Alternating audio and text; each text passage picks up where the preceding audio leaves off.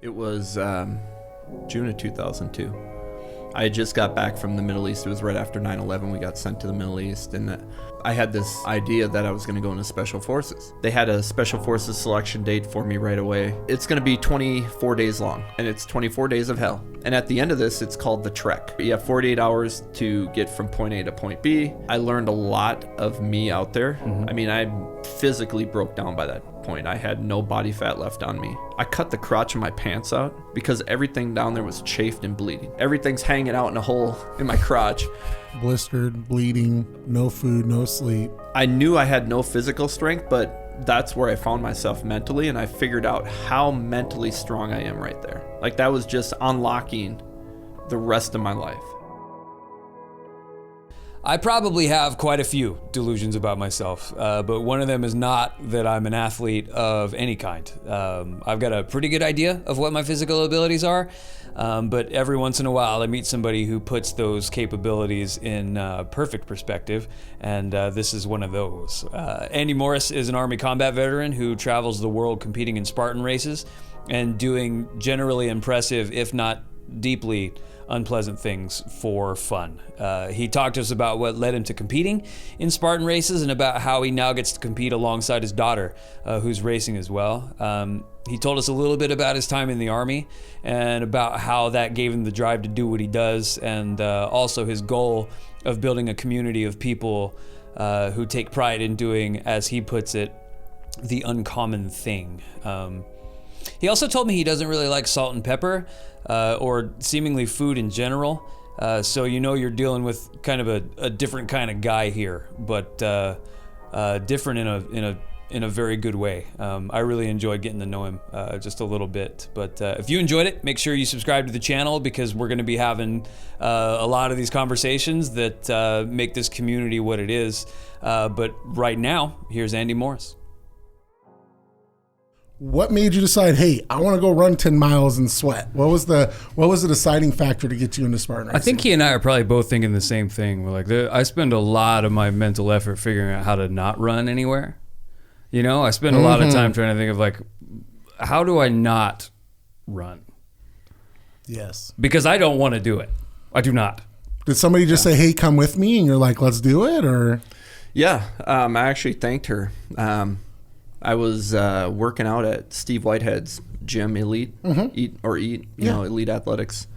And he was pulling me out of my dad bod days. I kind of hit a phase after the Army and started letting myself go, and I hit the timeout and was like, this is not me. I've always been fit, runner, working out. So I met her. Her name's Mandy, and she invited me to their team event over in Portland in 2017, I think. Okay, and so Spartan has team events. Well, they formed a team. Okay, got it. I didn't know much about it. I assumed it was like Tough Mudder at the time. And so she recruited me onto their team. I went and met a few of them at another gym, and I said, yeah, why not? I'll go do it. I've seen them on TV. I don't know if you remember, in like 2012 or 13, they had a TV show about Spartan. It was just watching people do some really tough shit. And that's what that's Spartan's mantra is, go do tough shit. Because once you get through that tough and you're at the finish line, it feels really good. So you're standing there, first Spartan race, getting ready to go. What's going through your head? Going through my head, I look over to my right, and there's a guy in a gunny sack. He has no legs. He doesn't have no torso.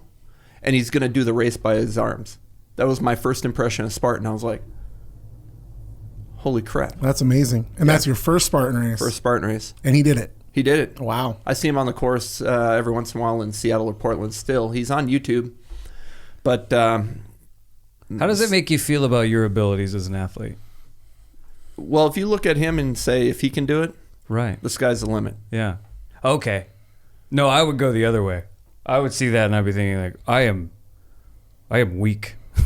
Yeah, I'm nothing compared to that guy. That would be my first thought. I mean, imagine the strength that guy has. Like, yeah. Wow. And I'm not just talking about his arms. I'm talking about in general. Yeah, absolutely. That was my first impression of Spartan, and I thought, if he's out here doing it, anybody should be out here doing it. Yeah. So you did it. And what does a Spartan race look like? So obviously everyone's probably going to be a little different, but are there obstacles? Is it just really tough running? What's an actual Spartan race? Like, how's it set up? In the beginning, Spartan was just set up to be a complete tough obstacle course with running in between each obstacle. They've now morphed it into, this year we're going to be doing our first stadiums where it's almost like a CrossFit Games. Okay. But the root of all Spartan is it's going to be some rugged, uphill, muddy, rocky, unknown terrain that you're going to go run through. And then there's going to be a bunch of obstacles that you hope to God you don't fail. Because if you do fail them in competitive, you fail an obstacle, you got to do 30 burpees on camera.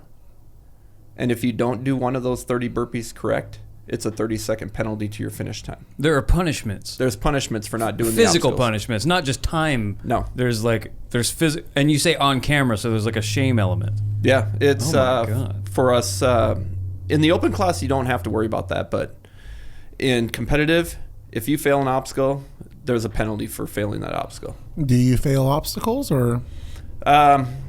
Sometimes off stupidity, but What not does that off mean? strength anymore. What's that mean? All right, last weekend, I had a perfect race going for the 10K on Saturday, until I got to the spear. What's And, that? The spear throw. So it's a big long spear. Oh, like a spear. Okay. That you throw at a target, and you Right. got to stick it first try. If you Like don't. a javelin kind of. Yeah. Okay. You're throwing it like a javelin.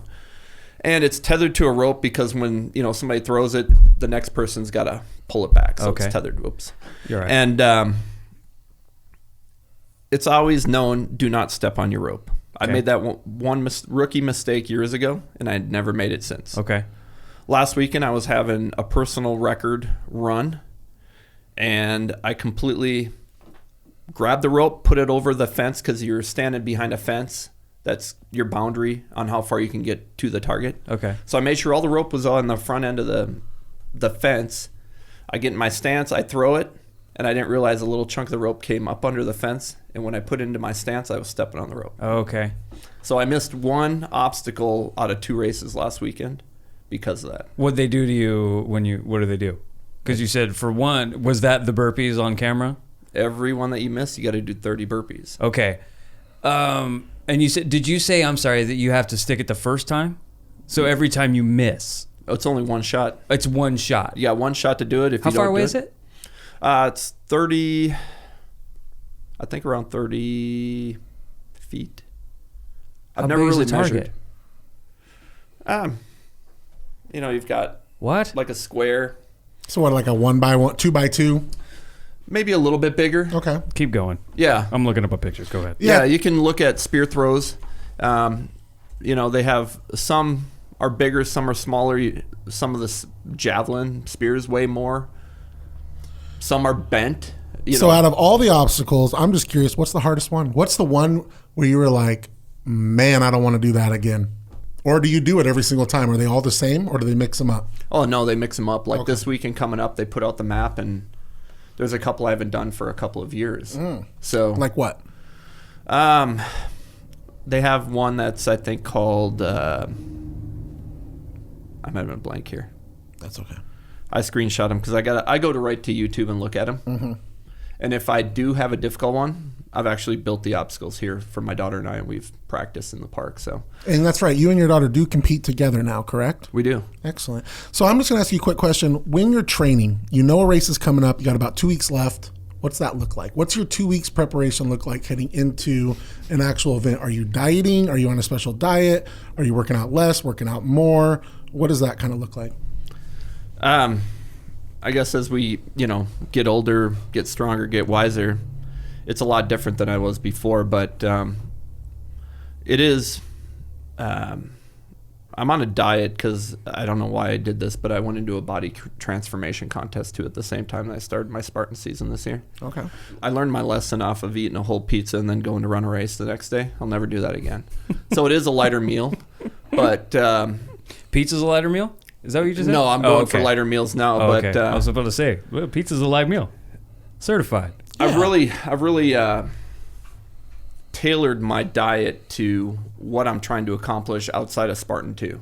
Okay. With age, I have a thyroid issue that works against me. Ongoing, digestive problems. So I've really tweaked my diet and then to running. I'm getting into the marathons too. So I want to. So you would think a lot of carbs would be good. Are you just eating more of your complex carbs? Is that kind of what you're doing then? Yeah. A lot of a lot of sourdough bread. Okay. And peanut butter. Yeah. Protein and carbs. Yeah. Okay. That's the trick right now.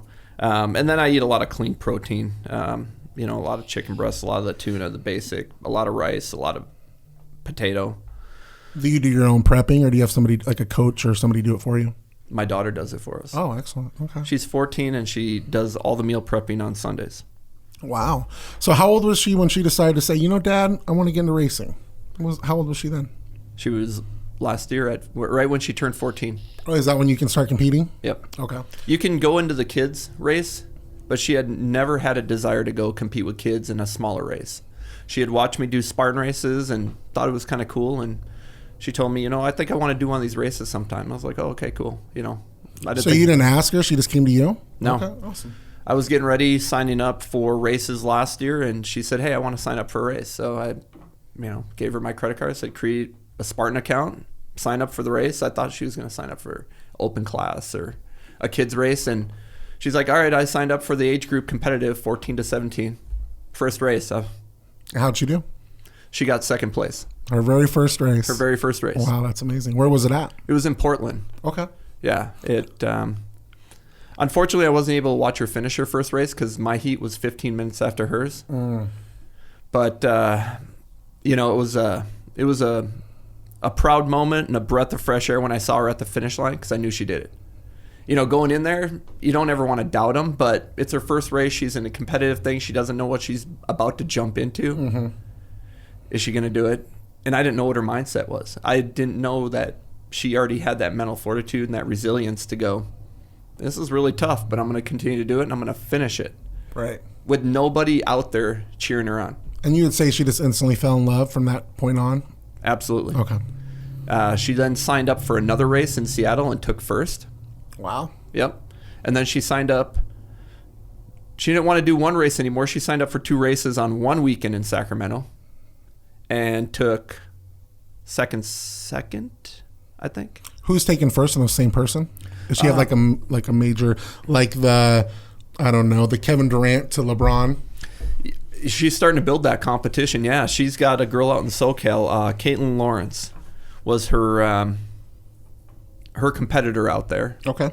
And she actually had to learn how to dig deep on that second race on the second day in Sacramento because there was another girl starting to beat her and pulling. They were back and forth.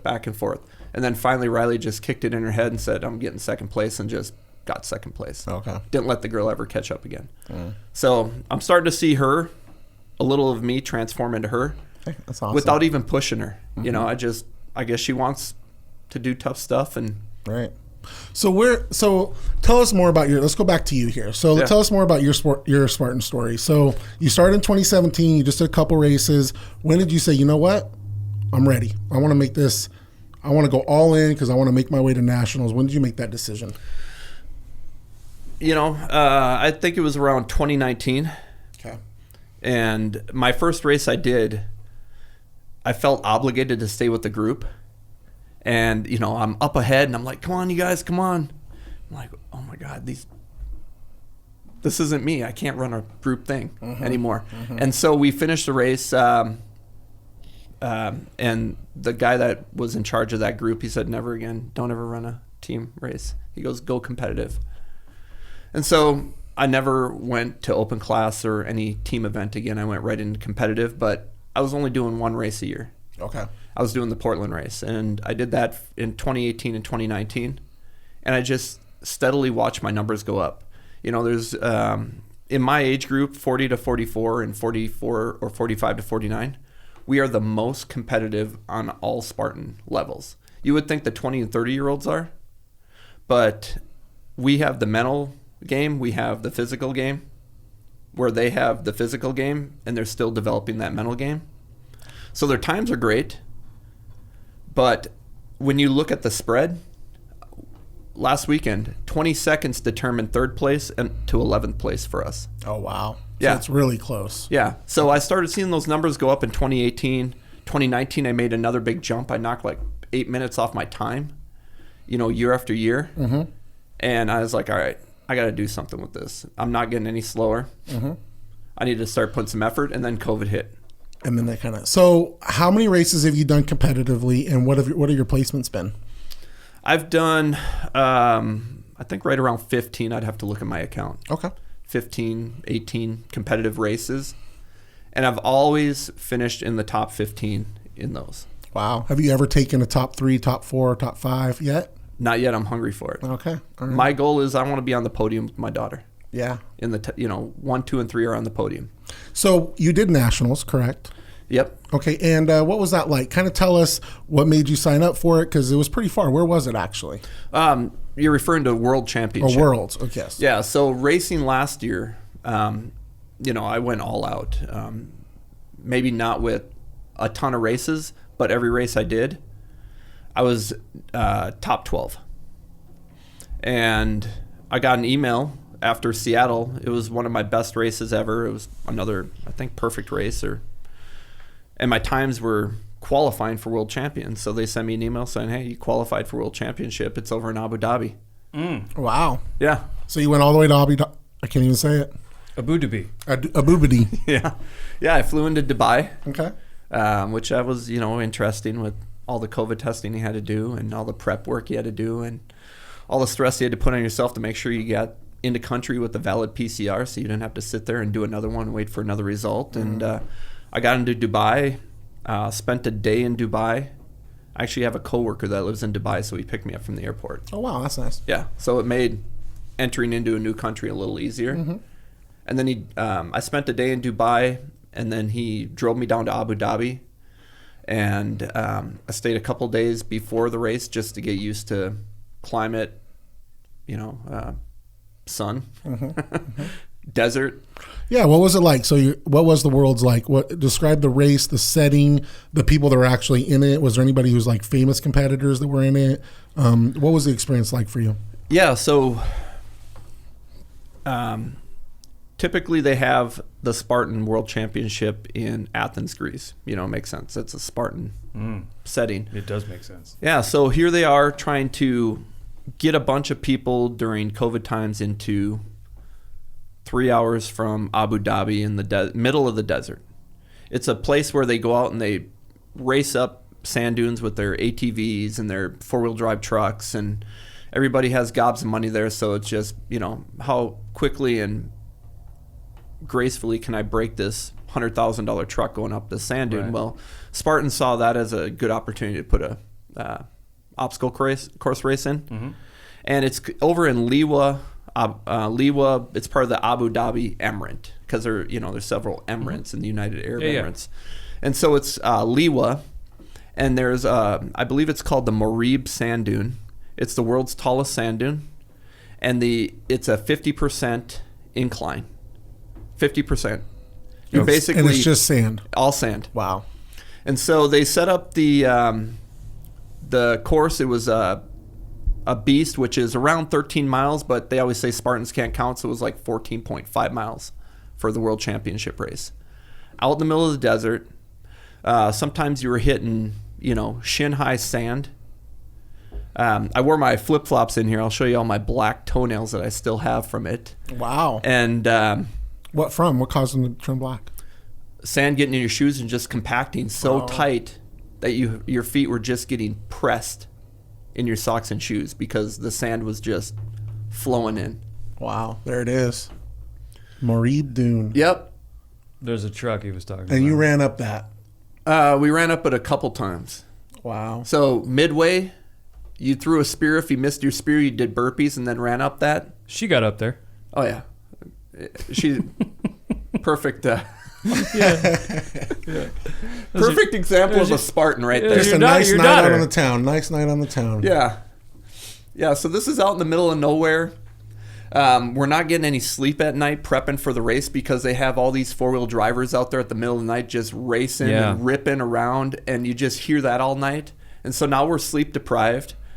We already got these sand dunes. That's exactly kind of where the camp was, right there. Okay. And we have heat is a factor. It was 90 degrees for the day of the race. Wow. Yeah. What's humidity like there? Next to nothing. Just kinda like because. here? Yeah, it's so far off of the ocean that it's not affected like Abu Dhabi or Dubai are. So it's drier. Okay. Oh, there you are, the World Championship. So you're there. You're competing. You're in the race. Tell us the story. I heard recently something you had an experience during the national or the Worlds. I did. Kind of walk us through what that was like, why you did what you did, and yeah, explain to us what happened. Yeah, so I went out there by myself, and I show up off a bus, get dropped off a bus, and the first person I meet is Joe DeCina, the CEO and founder of Spartan. Okay. And what's he like? He's an amazing guy.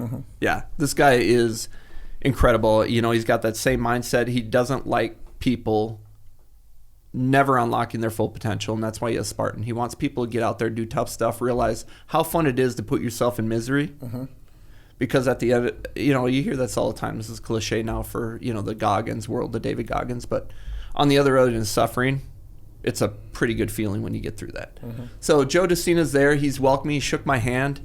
We got to talking a little bit, and he was talking about my military background, or he was asking my background, and I told him my military background. I was in reconnaissance. Oh, okay. So you're Marines? No, Army. Army, okay. Army recon.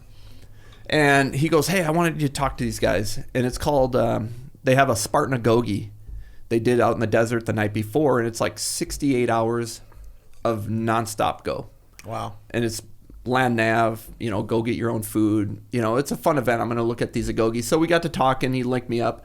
And then I started telling him a little bit about my daughter. And so now he's inviting her to his death camp this summer at his house. But yeah, he lives in Florida, right? I was actually just, it's funny we're bringing him up because I was watching a video recently how he's moving his whole operation to Florida because he wants an actual building where his team can meet in person because he's done with COVID. And what he was saying was, he's like, I realize we have these challenges. He's like, but I miss getting together and really forming how we're going to do these races in an open setting group, and he just doesn't have that anymore. So it's a pretty interesting article. So I kind of liked how where he's headed with the company. I think he's going to do some pretty cool things. Me too. Yeah. He actually bought Tough Mudder during COVID too. Oh wow, I didn't know that. So now it's all one. Did he just buy it and take him out, or does Tough Mudder still exist? Still exists. Still has the same roots of what Tough Mudder is. It's more focused team where Spartan's individual. Got it. Okay. Yeah. So here we are talking in Abu Dhabi. It's the first person I get to meet at the World Championship as a CEO and founder of Spartan. And then he makes a video and invites my daughter to his death camp in Vermont this summer. And so now I got to go get my tent. And it was such a shit show there. They hired a local travel agency group.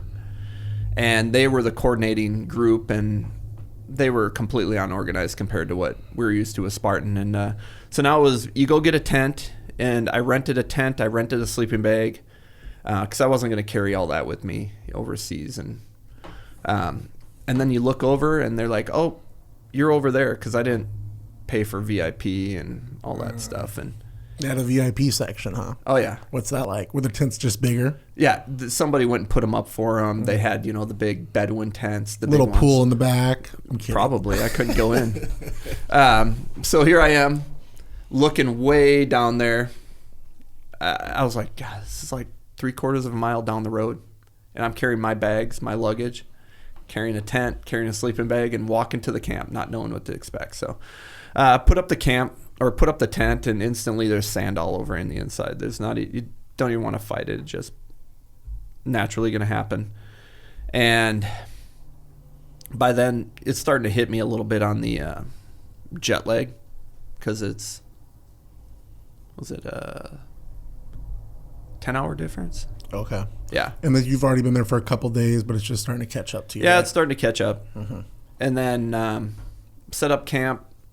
The race is the next day. And I go out there, and they hired a bunch of vendors for food. I found one really good one. It was called the Protein Truck or something. It was amazing. It had egg whites, had all the right foods to eat. Well, that's good. They at least brought people out, Yeah. where you guys can have food. Protein pancakes. And so now it's starting to load time, Start eating right, because you don't want a big rock in your stomach running 13 plus miles, but you want some energy because it's going to be brutal. So I went over there to the protein house, and there's a Spartan pro team too. I'm not a pro. This is the younger kids that can just flat out run, and they're on the pro team, and they flew all them there, just around the world, all the Spartan pros. And are they sponsored and they get paid to run the races? Okay. Oh yeah. Okay. Yeah. In fact, I think the world championship prize was $30,000 for the first place prize. So, okay. And some of these people have won, 10, 15,000. And a couple of the pros walk up to me, and I recognized them off Instagram and off races before, and they started talking to me, and I was surprised. I'm like, oh, I'm a nobody here in Spartan, I'm age group competitive, and here they are, pros, and they didn't care. They invited me. They all came as a group from Virginia. Okay. One came from Colorado. They have a tight-knit group, Emmy, Heather, and Kim. And so we got to talking, hanging out that day. Emmy had her race that night, so she's like, hey, come out and watch Emmy race. And now I have new friends out there. And we're standing out in the desert, and I was talking to Heather Galnick. She's done over 200 triathlons. Oh, wow. Yeah, she's been an Ironwoman, I think 5 or 6 times. Okay. She's now a triathlete coach for a college. And so well known in the community. Yep. Yeah. And here she is, my new friend, and we're talking about desert heat, doing pictures. And I said, if you ever get caught out here in the desert, you can dig a hole and you can cool yourself off in the desert. A lot of people don't know that. It's 20 degrees cooler below the dry sand. So it started getting wet. And, we dug a little hole, and I demonstrated it that night, and her and Kim were pretty surprised, and I thought that was that. So here we are on race day. She started in the heat, I think maybe a half hour, 45 minutes before I started in my heat. Okay. And Heather's slotted to win. I mean, she is slotted to win her age group. She runs 50 to 55-year-olds or 50 to 54-year-olds. And so she's the best. Still a hell of the an best. athlete. Yeah. Okay. Yeah. And all of a sudden we came up to, I think it was mile 5, and I see Heather crawling, delirious, and she's telling me that she was out there puking. Oh, wow. And is there medics for something like that? How does that work? So there are medics. Okay. But as soon as you get medical attention, you're probably getting pulled out of the race. Got it. And for a Spartan to quit at the World Championship, a real Spartan, it's going to take a lot more than that. Right. So here I am. I found her. She's like, I don't know what to do. And I said, well, I can tell you from my first aid experiences being in the military, I think you're already pushing past that threshold of heat exhaustion into heat stroke. That's just my quick triage of you. And she goes, well, I don't want to quit. I said, well, I'm not here to tell you to quit, and I'm not here to tell you not to quit. But I'm going to tell you, we got to start cooling your body off if you want to ever keep going in this race. And I'm in the top 15 for the guys. At this point. So by the time you get to her, you're top 15. I'm in the top 15 for the guys. And you just stop. And I got to make a choice. Throw the race or, tell her to go find a medic. Mm-hmm. And that's not me. Mm-hmm. I can't leave it falling behind. Right. No matter who it is. Mm-hmm. I stop at every dang car accident when I see it to be a first responder until the first responders get there. Or So I knew her from the day before, and I knew her, from Instagram and all that. But it wasn't a tough decision, but it was some decision that I don't know how many would make. Sure. So you guys are standing out there in the desert. She's telling you she can't make it. What happened next? I asked her if she had any water. Her camelback broke. The hose broke, so she was out of water. So I have a hip pack of water, because I have a little hip pack with all my goodies, my goos, and just that extra energy out there that you got to eat. And then I had one water bottle, and I was hitting every water station along the way, just taking a quick drink and going, like everybody should be out there. And so I said, hey, I have my water. We need to get up to a point where I can start digging a hole. And, by this time she says, well, I'm not going to quit. And she was not feeling good. I could barely get her to walk up the hill. I mean, I was worried about her. And I can't touch her. If I touch her, she's out of the race. It's disqualified. And I could be disqualified. Okay. Because it's not a team event. It's an individual event at that point, and you cannot be assisted by any other participant. And so I couldn't touch her. I had to let her walk on her free will. And she started walking, and we found a good point for stopping, which was where one of the volunteers were.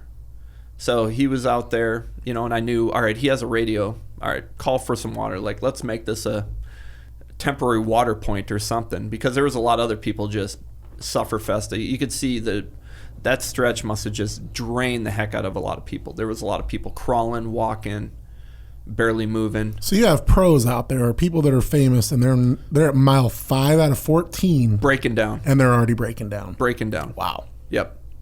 Okay. So that's intense. It's a real world championship now. Mm-hmm. It's not a gimme, and that's one of Spartan's things. It's earned, not given. So Heather makes her decision. She's not quitting. So I dig a pretty decent sized hole for her. I made a nice incline so she could kind of keep her head above her heart, knowing that I didn't want to see her go into heat stroke at all. If I had an IV, I wouldn't be as worried, but I didn't have an IV out there, and the medics weren't there yet. Yeah, why would you? Right. Well, in my past life, I would have. Right. And you don't want to get into the messy part of treating somebody with heat stroke with an IV. Wow. So I dig a hole. I put her in it. I got some more water bottles brought to her. She starts sipping water, and she's cooling off. And she says, I think I can go. I said, well, let's go. I mean, we're going to finish this together then. And she started walking, I mean, it was a walk, which I know was really hard for her too.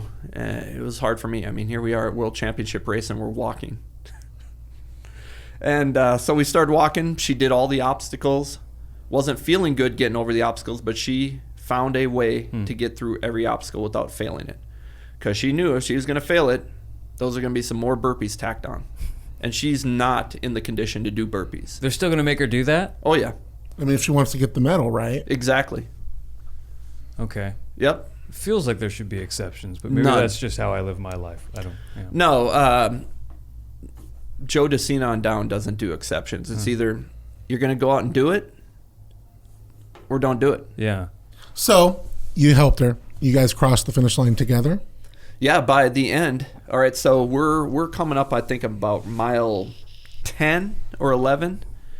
And she goes, oh, my gosh, that girl's in my age group. She goes, I don't want to be last place. There was another girl out there suffering, and she was still putting in the effort, but she's like, I don't want that girl to beat me. Like, she was starting to get her warrior spirit back and her competitiveness. And we were now into a light jog. And then we started going into a run. And just watching her come back alive and get competitive, and she's like, I'm not letting that girl beat me. And so we're hauling butt. By this time we're running the race again. We're back in it. We have 3, maybe 4 miles left of a race, which to include carrying sandbags up those sand dunes we were looking at. So you're throwing a sandbag over your shoulder and you're walking up those and then dropping it and then going to get in the race again. There was a lot of heavy stuff still involved in that last 3 miles for her to do. To include another sand dune that was so steep they had put a rope at the top so you could get up, because you were just crawling and 2 steps up, 1 step back type deal. And we finished the race together and looked at the results, and she got, I think it was 2nd place for her age group. Wow. What'd you end up at, if you don't mind me asking? 27th. Okay. Yep. That's respectable. Yeah. Especially since you had to help her the whole way from 5 minutes on. Yeah. What does she do for you after that? I mean, like, is there a meal? Is there are there gifts? A hug? Yeah. Oh, there was a big hug at the finish line. Okay. Yeah. Huge hug. Okay. And that's all I needed. Okay. She tried giving me her Hypervolt, the thing that it's like a... Oh, yeah, like a massager thing. Massager hammer thing. Yeah, like a Theragun kind of thing. I have one.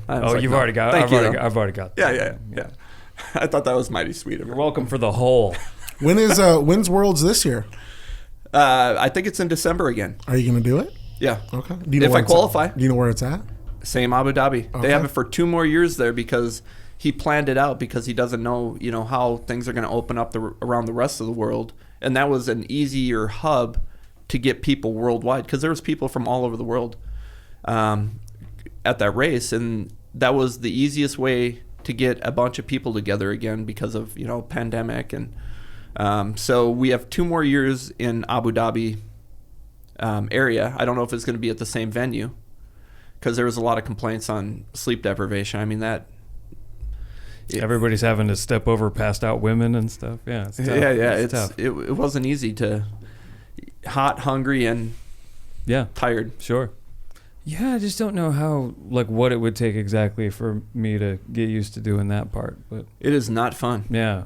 So how many hours a week do you work out to do this, to actual training? What does training like that look like? Yeah, what's it look like? I wake up at 3:30 every morning. Okay, that's when I go to bed, but go ahead. Yep. Right? Yeah. We're drawing distinctions between. Yeah. The soft side of the room. Yeah. Well, that's... I'm good at some stuff too. Yeah. Yeah. That's... I love being uncommon. I've always loved being the uncommon anomaly. My family, my friends, the military, and then now this. And, I almost put an age on myself in my late 30s, but then got reinduced and realized that age is a number and I can go do this. And I'm getting faster. So I wake up at 3:30 every morning. And the first thing I do, I have this pull-up bar outside my room. Mm-hmm. And I have a 20-pound medicine ball. Mm-hmm. And it's my new exercise where I tuck the medicine ball into my legs. And then I start doing at least 10 pull-ups to get my day going while I'm doing curls up, my leg curls. So that gets it going. And then I go over to, I train 3 days a week at my friend's gym from 5 to 6. So I have a little pre-workout at home. I have an assault bike there. I have a rower. And then I go to the gym, to his gym, and I do HIIT training, high intensity training, 3 days a week with him, 5 to 6. Where's that? It's over in Pasco. It's Movement Athletics. Okay. Yeah. Pedro Torres, he's been on American Ninja Warrior before a couple times, and his goal is to get back there. And he's one that I ran my first Spartan race with, too. Oh, all right. Yeah, how'd you meet him? Through that girl, Mandy. Oh, okay. Yeah. They were dating at the time and introduced him and I. And he actually worked with my daughter a little bit to sharpen her skills on some things she was struggling on, like the rope climb, to build some technique in the rope. And so I do HIIT 3 days a week with him. I also work out at the Court Club, a.k.a. Pacific Clinic, at night with my daughter. And then I also run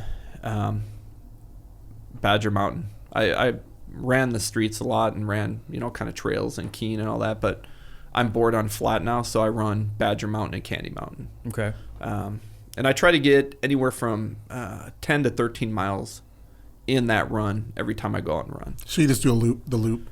Several times. Yeah. Okay. Yeah. Well, talk to me a little bit about nutrition, because you mentioned what you eat, but I assume nutrition is like an equal part in this for you, right? So does that become like a little bit of a fixation for you? Nutrition? It's my weak point in my life. Okay. But I've been able to get past all the temptation. Okay. So talk to me about what those temptations are. Like, what do you like? I love Ritz crackers. Okay, that really? Yeah. That's the one. That's not even. And I love Oreos. Thing. Yeah. And I haven't had either in okay. over 2 years now. Okay. Well, I haven't had those either, but. Yeah. Yeah. Okay. All right. But yeah. I might have had some Oreos last night. Just saying. So anything like those are the primary things that you miss, is like little things like that. Are you able to sustain your cravings with what you do now? So you mentioned things like chicken. Did you say rice? Yep. Okay. And then like I just feel like that's the thing I would miss the most out of it, because like I do enjoy the feeling of like having comfort food. Yeah, well, like finishing a workout or something like that, I enjoy it. But like part of the reason I like pay attention to my nutrition at all, or the part of the reason that I exercise at all is so that I have to pay less attention to nutrition. You know what I mean? Yeah. So I started paying more now. Yeah? Yeah. So for you, it's not just like a calories in, calories out kind of deal. It's like for you, it's like specific kinds of fuel for, yeah, okay. Oatmeal in the morning, fruit in the morning, hard-boiled eggs. I eat a ton of hard-boiled eggs all day. And thank God Costco has a big pack of them, so I don't have to boil them and peel them. Yeah. Why hard boil? Easy. Just quick? Yeah. Yeah, okay. I don't have time to really put effort in. If my daughter's not putting the meal planning in, right, then I go for healthy but easy. Yeah. You know, like the salt Costco and pepper eggs. On the egg? No, I never have been a fan of salt and pepper. Okay. So. Or the band. Well, that helps. Or the group. Not being a fan of seasoning helps with like disinterest in. It's a fat guy thing, but get the egg, pour the salt, pop that bitch in your mouth. Yeah, dude. Gone. Yeah. A little like salt and pepper. Yeah. I don't think there's anything better than that. And I quit craving. I mean, Really? every once in a while I walk past the Oreos or the Ritz crackers in the store and I get all sad and be like, oh. It's very accurate though. When I did keto for like 6 months and it's no sugar, no carbs. You don't crave anything. You look at food and you're like, eh. Yeah? Like, yeah. It takes you a while to get there, but when you're there, you're like, eh. I guess that happened to me with like several different things, but I guess cigarettes primarily is the one that, that's weird. I kind of have the same feeling of like you walking past like the Oreos or the Ritz crackers where you like, it's this weird feeling about having quit like smoking, where like there are times where it like I don't want one. It would make me feel ill, but I like miss wanting one. If that makes any sense. Like I every once if I'm at a gas station or whatever, and like I look at the cigarettes, I'm like I miss that feeling of not even the smoking. It's like the whole thing around the smoking. Where like I have this weird relationship with cigarettes where like I don't want one, but I miss loving it. About a year ago, I went out. I used to smoke just when I drank. Yeah. I went out and I actually smoked a cigarette while I was like drinking. a sorority girl. I went and smoked a cigarette. And I took like 2 puffs and I was like, even though in your mind you're like, God, I want a cigarette so bad. Cause you have it and you're like, oh, this is nasty. And it's like, I give you a sign. Yeah. Go ahead. I did that with the Mountain Dew. Oh my God. No. Yeah. Blasphemy. I gave up soda well over a year ago. And we were at work. I was helping out with work. They were doing inventory and it was a late night. And they had a bunch of soda there, and I grabbed a Mountain Dew and I cracked it open. I took one drink and I was like, "This tastes like crap." Yeah. And I dumped it out. So, it's interesting you mentioned that. Like, there was one summer in particular that I lost. Quick math. Almost 60 pounds in 3 months. Only from dropping, I took a lot of walks. There was a summer that I went and worked at a scout ranch in New Mexico, a Boy Scout ranch in New Mexico. And I just, for some reason, I just lost interest in Mountain Dew specifically. I was like I was a stereotype of like a Halo gamer, like an Xbox guy, where it was Doritos, it was Mountain Dew, and it was Halo, and that was life. And I noticed at one point that like whatever's in front of me, whenever I'm doing whatever, I will consume it. Like whether it's Cheetos and a Red Bull or whatever, or it's like water and carrot sticks. I'm just going to consume whatever's in front of me like a child.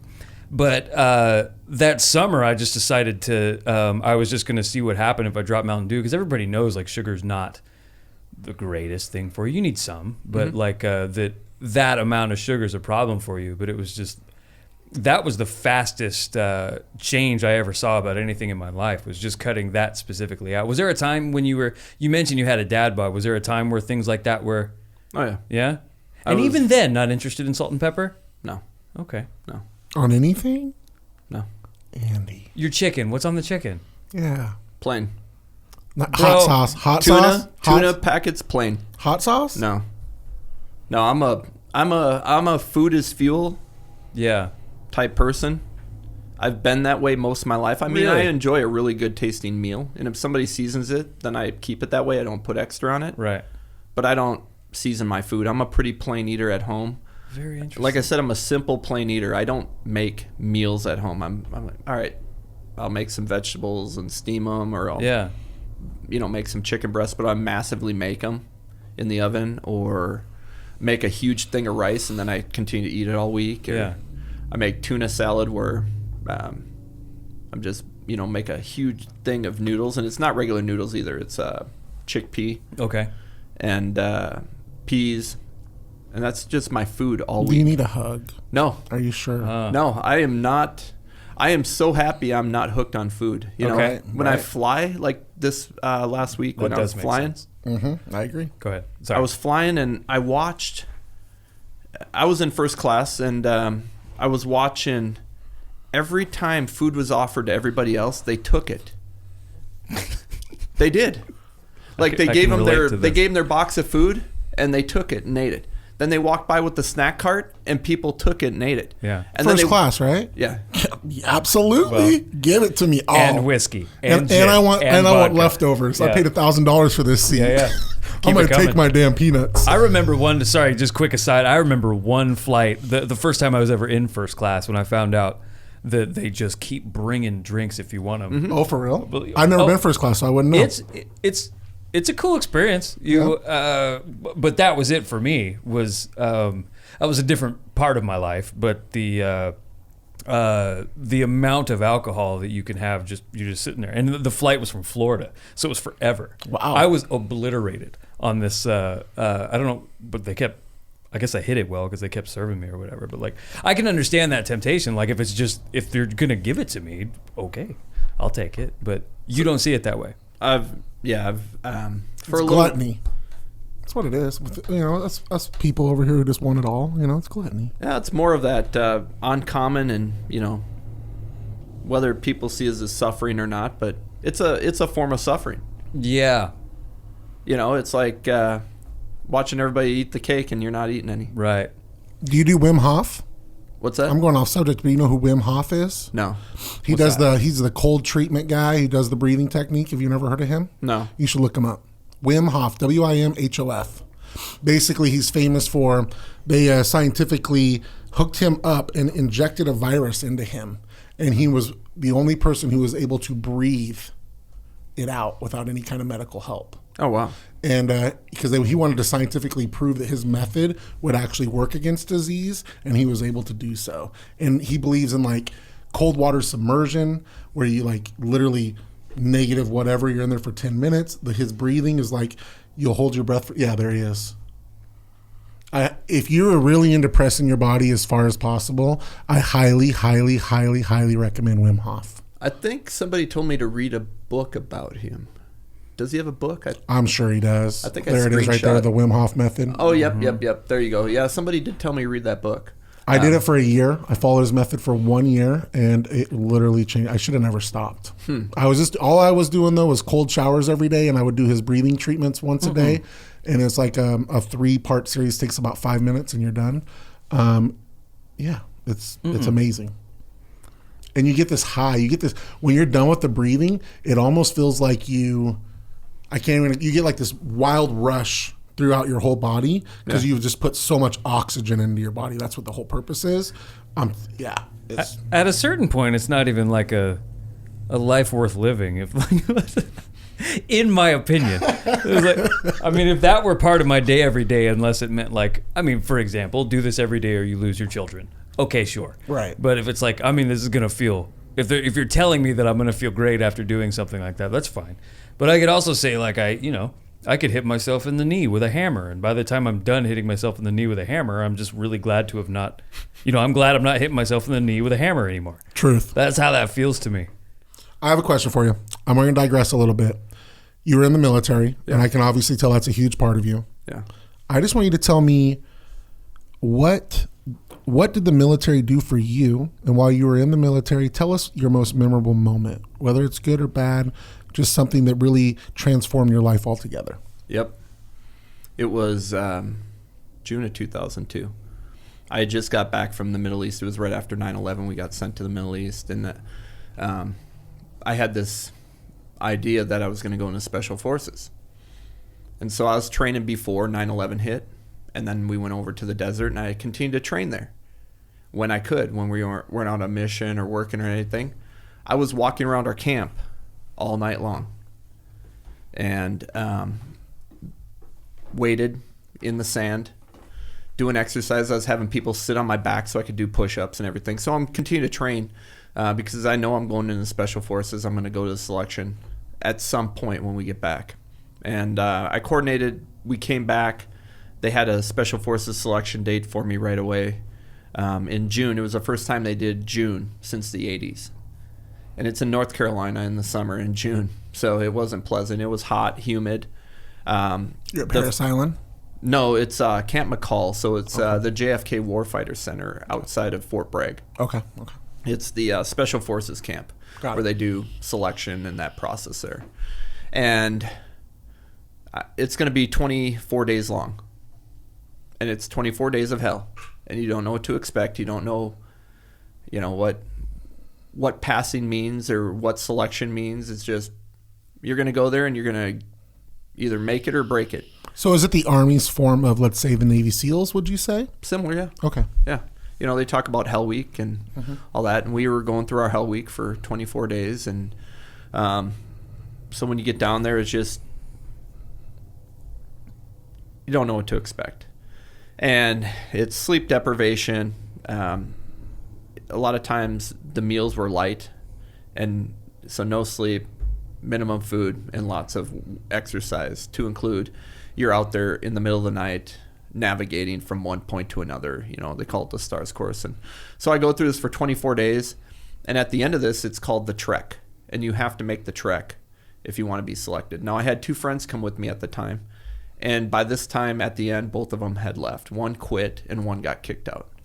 One got kicked out for using the roads at night because you're not supposed to be using the roads at night when you're land naving. This is, an integrity check. It's also, you're trying out for Special Forces. You don't want to walk the road. That's the cheating most obvious, right. Place people are going to walk, if you're in a war or whatever. So let's get that mindset right away. So he got caught on the road. He got kicked out. So I'm there on my own, and I made it through you don't know if you're making it. I mean, you're still there, and you're still not quitting, and you're still able to function, but you don't know if you're making it still. Right. Because they're keeping track of you the whole way. And you don't know how they're keeping track of you. But made it to the trek, and they tell us, all right, you have 48 hours to get from point A to point B. You don't know where, point B is. You just got to go find point A and then go find point B. But, and navigate until you hit home back to Camp McCall. So I got it done in 42-ish hours. But I learned a lot of me out there. I mean, I physically broke down by that point. I had no body fat left on me. Sleep deprived, so you're just delirious. 24 days of next to nothing for sleep. Hungry. Just broken down, walking in the woods, And I made it in 42 hours, but the way I made it, it had rained at one time, so you're soggy, sand. I had a blister on my back, like I would say about a foot long, on the small of my back from my kidney pad shifting, because I took my shirt off. It was just a cotton shirt, humidity. So I had my shirt off with my rucksack on. At that point, your brain's just broken. You don't care what's going to happen. And so I had this blister on my back, like just the whole small of my back. And I cut the crotch of my pants out because everything down there was chafed and bleeding. Yeah. So, and then we have this rubber M16 rifle. And if you lose that, I mean, that's a done deal. You're done. So you have your rifle with you the whole time in this course. And by then, you're so delirious and so stupid that you basically tie it to yourself. You tie it on a string so you never forget it. And when you forget it, it pulls away and slaps you in the leg. Right. So you grab it. So I have this dummy rifle, and it turned into my cane. And, everything's hanging out in a hole in my crotch. My back is just rotten. I smell like ammonia because I had no body fat left to burn. I was now burning muscle and just reeking like ammonia. That happens? Yeah. Yeah. All right. Yeah. And I knew I had no physical strength, but that's where I found myself mentally, and I figured out how mentally strong I am right there. Like, that was just unlocking the rest of my life right there. Is just, wow. Yeah, you're blistered, bleeding, Yep. no food, no sleep. No. Wow. Balls hanging out. Yeah. Balls hanging out. Bleeding. Bleeding balls My hanging out. balls are hanging out of my pants.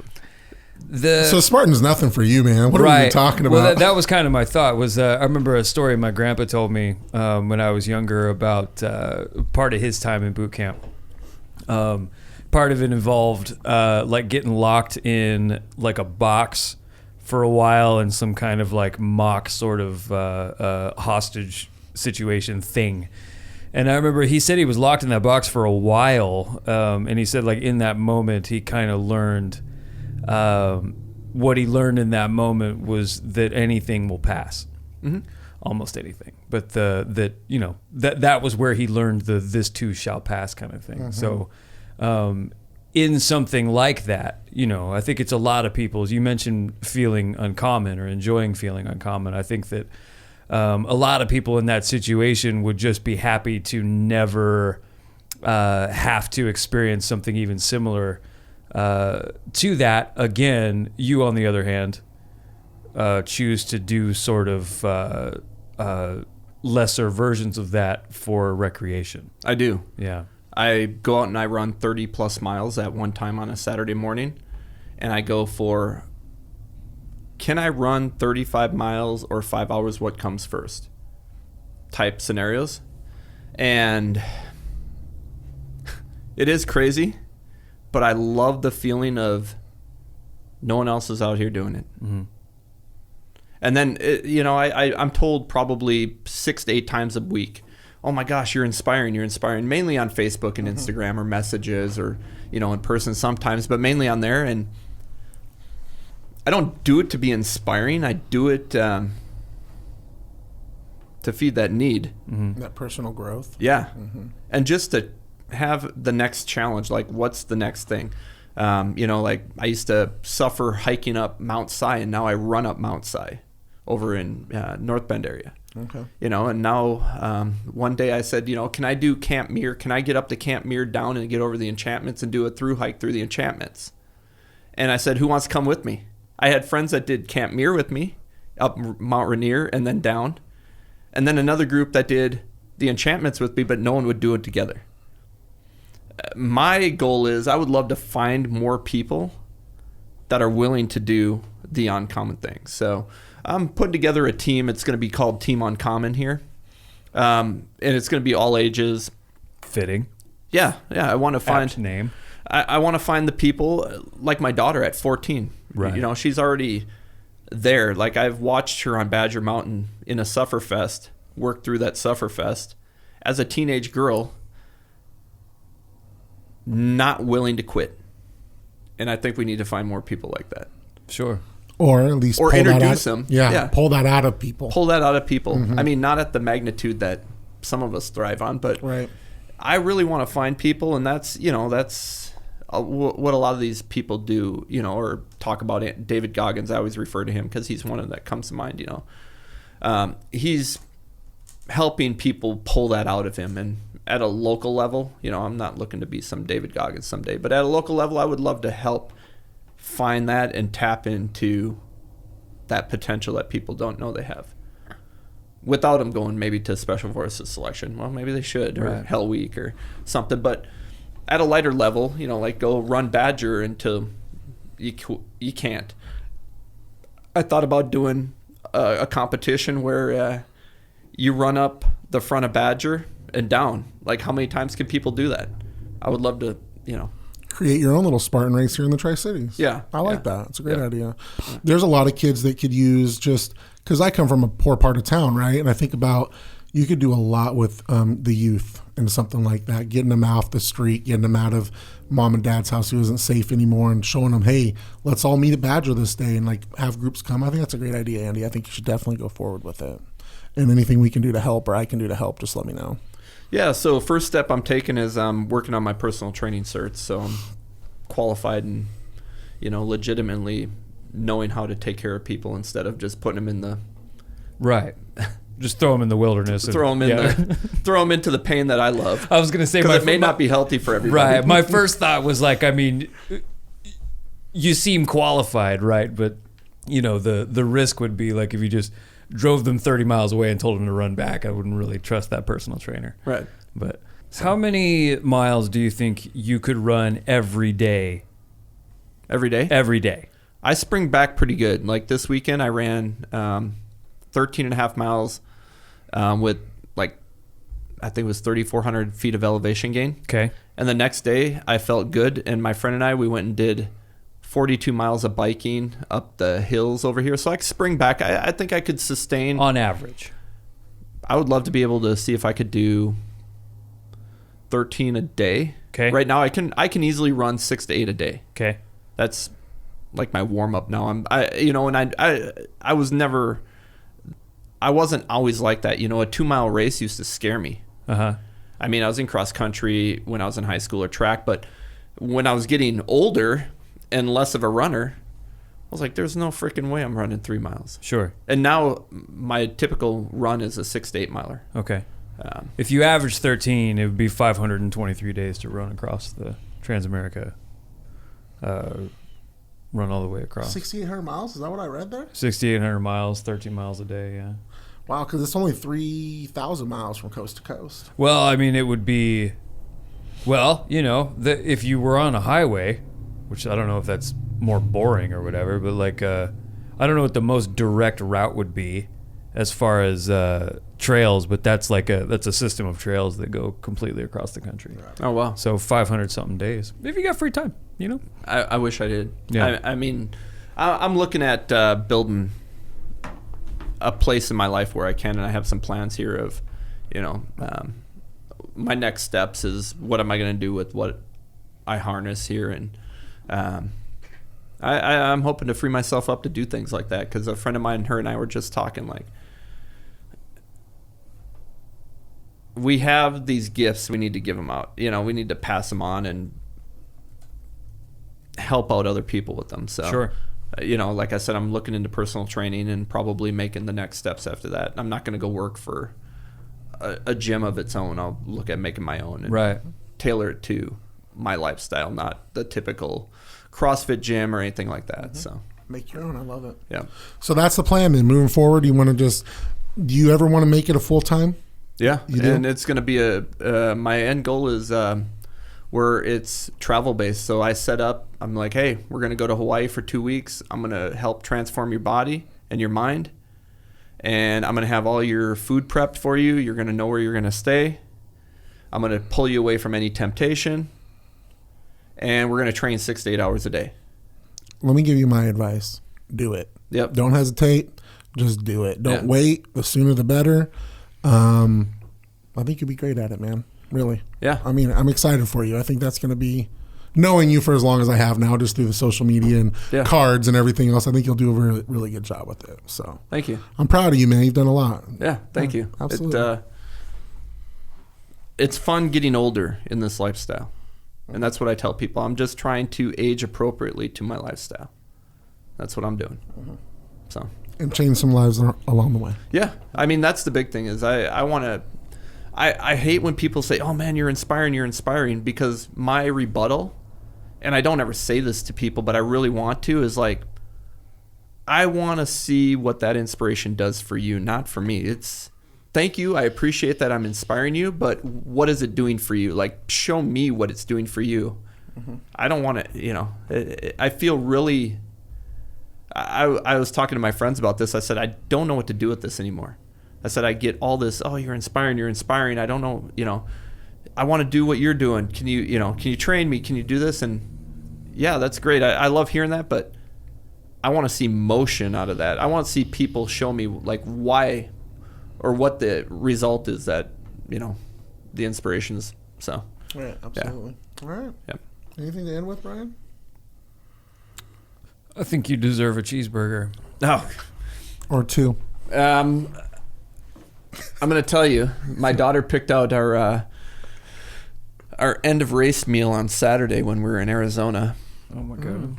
Yeah, and she didn't want to post it on any social media because she has coaches too. So Heather Galnick, the girl that I worked with, over in Abu Dhabi. Okay. She's a triathlete coach for my daughter now. Oh, wow. Okay. She's virtually triathlete coaching because my daughter's doing a triathlon. Her first triathlon Olympic length triathlon over in Walla Walla, the Onion Man, in May. Okay. Man. Yeah, I didn't know that one. Yeah, so not the Iron Man, but the Onion Man. Onion Man, I like it. Yeah. Yeah, so anyways, my daughter just has an appetite from hell right now. She's a teenager. She trains 2 to 3 times a day. And she eats very clean. Except on Saturday, we went to In-N-Out Burger. Okay. And we each had a burger. Okay, yeah. After our race. I'm so proud of you right now. Yeah. I'm so proud. Is that your go-to? Like if you had like a fast food go-to? Yeah.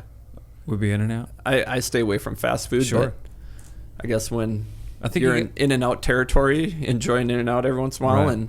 And she reminds me all the time. This is how smart she is. She reminds me all the time. She's like, do not reward yourself with food. Do not make food a reward. Because I always talk about, I'm like, oh my God, I ran this. You know, I wish I could go eat a piece of cake. Yeah. She's like, my kid is coaching me saying, don't turn food into a reward. Sure. So I'm so proud of her at that age to know that. Yeah. Yeah, she's going to be special, huh? Yeah. Yeah. Yeah, I can't wait. Awesome, man. All right. All right, brother. Appreciate That's it. all we got, Thank man. you guys. Absolutely.